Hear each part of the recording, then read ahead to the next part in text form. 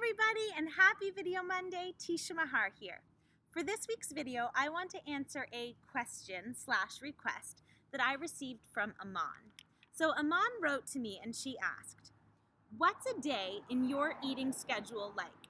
Do you prefer a more steady balance of raw foods with healthy fats or a more carb-balanced approach?" So first off, guys, for this video, I want to mention that the reason that I generally avoid doing what I eat in a day videos is because I kind of feel like it breeds a little bit of obsession, and what I eat is not necessarily going to be right for this person or that person or that person over there. So I find the what I eat in a day thing, I don't know, it makes me a little bit uncomfortable because I think that sometimes, we find people that we really look up to. Like, I have people like that for sure. And it can be very tempting to be like, wow, like, look at her abs, or look at her body, or look at her, how shiny her hair is. And I'm going to do what she does to get that thing. And it doesn't really work like that. So knowing that there are people out there, God bless you, that like really look up to me, I just don't feel right doing that kind of thing, because I don't want you to do what I do. I want you to figure out what works for you, or I would love you to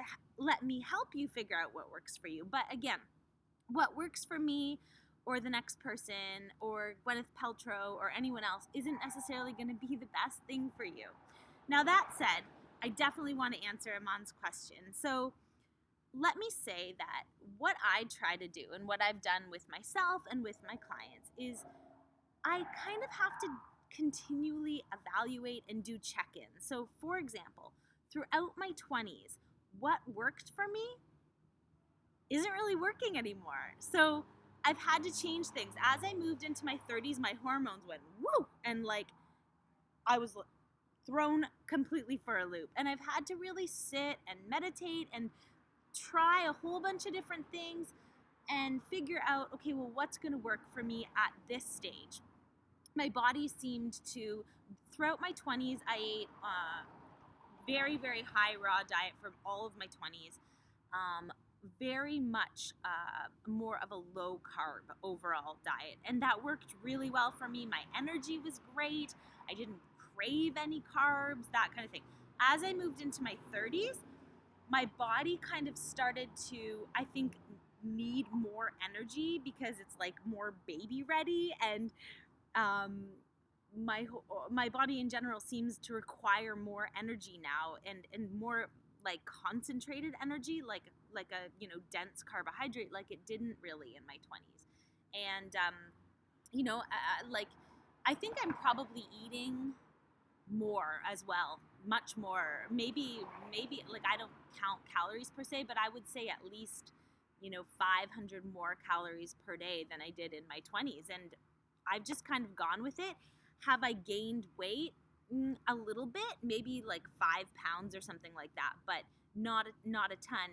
And there's no way I could sustain what I was doing. Like everything just changed. So you really have to go with the flow of what's going on for you. And again, this may mean reevaluating things every few years, or at least every decade, as you move into your 20s, your 30s, your 40s.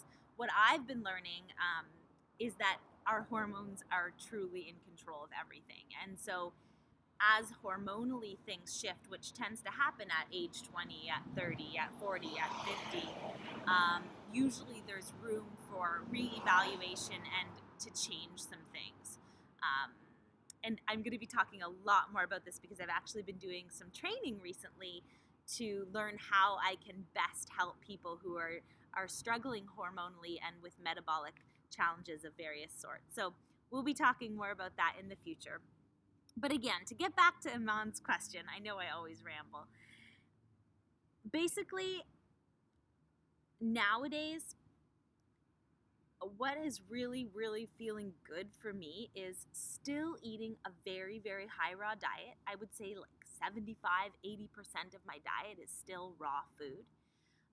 I love these days, I still keep my carbs low in the morning. That seems to work well for me. If I wake up and eat like a dense carb meal, I feel more lethargic. I feel more hungry sooner. So I tend to favor proteins and fats in the morning. The one thing that I'm liking, which I didn't used to do, is the smoothie thing in the morning. That these days is feeling really good. So I've been doing like tons of greens, a cup of almond milk, 2 tablespoons chia seeds. I've been using the fermented protein by, I think I have it with me. Yeah, by Genuine, oh, I don't. But it's by Genuine Health. It's a fermented protein. I'm really, really enjoying that. So I use that, and I add another couple tablespoons of like concentrated greens like chlorella, or it could be, oh, I have all different kinds at home, so I just pick one.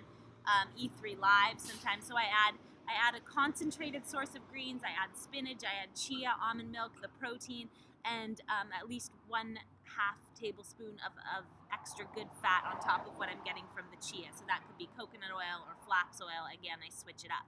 So proteins, fats, veg in the morning. That's feeling great for me right now, and in general for the last year or so. As the day goes on, I tend to add a little bit more carbohydrate. So this might be against what a lot of you may, have heard. Carbs early and avoid carbs later. That doesn't work as well for me. For me personally, I have, at my lunchtime meal, maybe like a 1/2 cup serving of something a little bit starchier, like some lentils or some beans, something like that.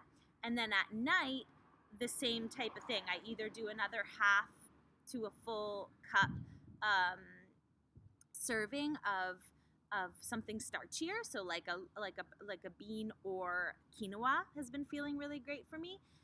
And I find that the extra carb at night is really helpful for my sleep. So carbohydrates actually help to increase serotonin in your brain, which is a precursor for melatonin, so really helpful for sleep. This is why really low carb diets especially, can sometimes cause insomnia. So I find that this works great for me. Again, it might not work for you, but again, proteins, fats, lots of veg in the morning. Lunch and dinner, I do about 1/2 cup of starchier carb at lunch, about a full cup at dinner time.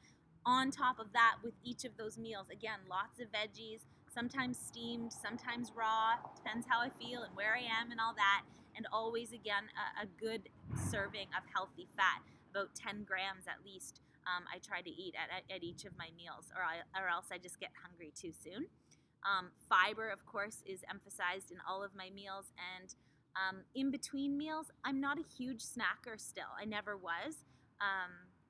But I still do often have a little bit of dark chocolate in the afternoons. I love dark chocolate, and I find if I try to avoid it, then I end up overeating it, like during my PMS week and stuff. So it's best for me just to allow myself to have a little bit every day. So often in the afternoons, I'll have like a couple squares of dark chocolate, and then other snacks that I sometimes go for are a handful of almonds, green juices, that kind of thing. So as always, guys, I hope this has been helpful for you. And by all means, incorporate some of the things perhaps that I've mentioned today that have worked well for me, but please make the take-home point of this video the fact that, what works for one person doesn't work necessarily for another, and what works for the person that you look up to might not be the best thing for your body. So try not to shoot yourself in the foot by trying to emulate what someone else does. Find out what makes you the best you. Have a great week, everybody, and happy Video Monday. Thanks for your great suggestion, Aman.